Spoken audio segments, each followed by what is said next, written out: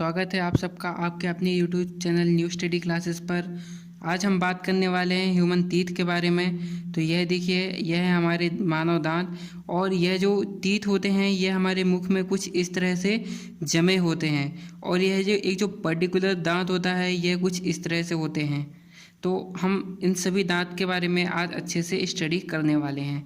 तो यदि हम बात करें कि एक वयस्क मनुष्य के मुख में कितने दांत होते हैं, तो उसके मुख में 32 दांत होते हैं, जिसमें से दूध के दांत 20 होते हैं जो कि एक बार टूट करके पुनः वापस आते हैं। अब यह देखिए, यह हमारे जो दांत हैं मुख में कुछ इस तरह से जमे होते हैं, जिसके अंदर इंसिजर्स, कैनाइन, प्रीमोलर तथा मोलर्स होते हैं। तो दांत जो हमारे हैं यह 4 प्रकार के होते हैं। एक तो इंसिजर्स, दूसरा कैनाइन, फिर मोलर, फिर प्रीमोलर। इस तरह से जो हमारे दांत होते हैं यह व्यवस्थित जमे हुए होते हैं। तो जो इंसिजर्स होते हैं इन्हें स्माइलिंग टीथ कहते हैं। यह मनुष्य समेत समस्त स्तनधारी जीवों में पाए जाते हैं। यह जो आपको आगे के 4 दांत दिखाई दे रहे हैं यही होते हैं इंसिजर्स। यह दांत हमारे कुतरने के काम में आते हैं। आपने देखा होगा, जब भी हम बिस्किट वगैरह कुछ भी खाते हैं तो इसी भाग से हम उन्हें कुतरते हैं। इसके बाद में आते हैं हमारे कैनाइन। तो यह इस साइड में एक और इस साइड में एक आपको जो दांत दिखाई दे रहा है नुकीला है, यही होता है हमारा कैनाइन। और यह वाले दांत चीरने, फाड़ने इनके काम आते हैं। अब यदि हम मोलर की, प्री मोलर की बात करें तो यह दांत जो हैं यह चबाने के काम में आते हैं, तथा जो मोलर होते हैं यह दांत भी हमारे चबाने के काम में आते हैं और पीसने के भी काम आते हैं। क्योंकि यह जो दांत होते हैं यह काफ़ी मोटे होते हैं, तो पीसने के पर्पज़ से काफ़ी अच्छे होते हैं। दोस्तों, दांत 3 तरह के होते हैं, डायफोडेंट, मोनोडायफोडेंट और पॉलीडायफोडेंट। तो जिनके भी जीवन काल में दांत एक बार आते हैं उन्हें डायफोडेंट कहते हैं। जिनके भी जीवन काल में दांत 2 बार आते हैं उन्हें मोनोडायफोडेंट कहते हैं। तथा जिनके भी जीवन काल में दांत एक से अधिक बार, अलग अलग प्रकार के दांत एक से अधिक बार आते हैं, उन्हें पॉलीफायोडेंट कहते हैं। तो दोस्तों, दांत के बारे में आपने इतना जाना। अब हम आगे देखते हैं कि जो हमारे दांत होते हैं यह 4 प्रकार के तो होते हैं, लेकिन दिखने में कैसे होते हैं। तो जो हमारा इंसिजर्स होता है, यदि हम इसको अलग करके देखें तो यह कुछ इस तरह से दिखाई देगा। जो कैनाइन है वह कुछ इस तरह से दिखाई देगा। जो मोलर है वह इस तरह से दिखाई देगा और जो प्री मोलर है वह इस तरह से दिखाई देगा। अब हम इनको इकट्ठा देखते हैं कि यह इकट्ठे मुख में होते हैं और कहाँ कहाँ और कितने होते हैं। देखिए, इतना तो हम सभी जानते हैं कि 32 होते हैं, लेकिन ये 32 कैसे कैसे होते हैं वह समझ लेते हैं।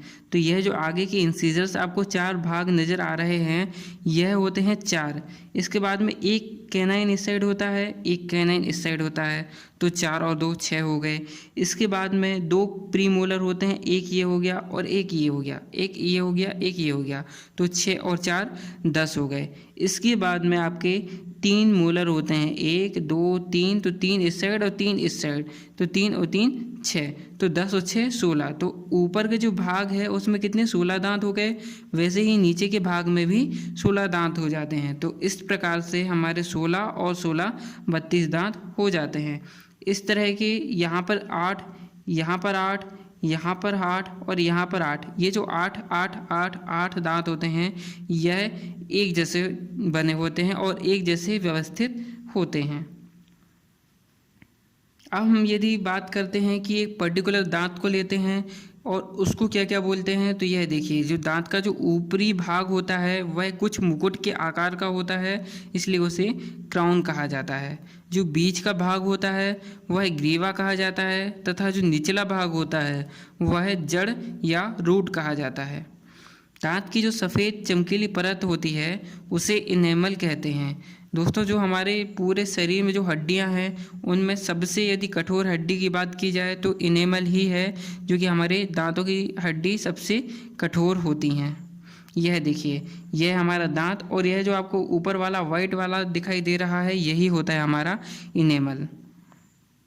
इनेमल जो है इतना कठोर क्यों होता है? क्योंकि वह कैल्शियम फास्फेट एवं कैल्शियम कार्बोनेट से बना होता है।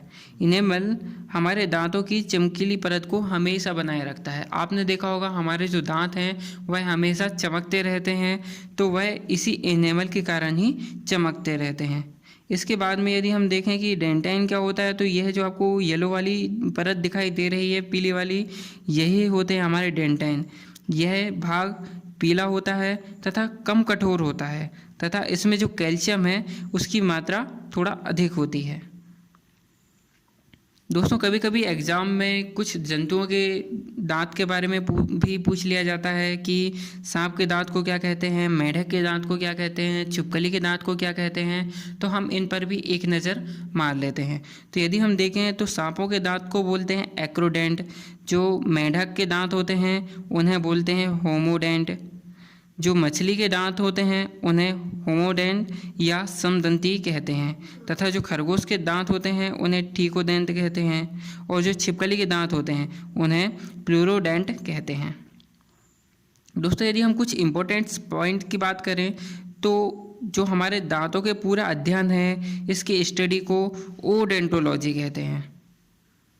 दांतों के निर्माण में जो प्रमुख भूमिका होती है वह कैल्शियम की होती है, और जो हमारे मोलर वाला भाग है यह अवशेषी अंग माने जाते हैं, क्योंकि यह जो है प्रीमोलर और मोलर इन दोनों का एक जैसा ही काम होता है, इसलिए जो मोलर वाले भाग है इन्हें अवशेषी अंग मान लिया गया है।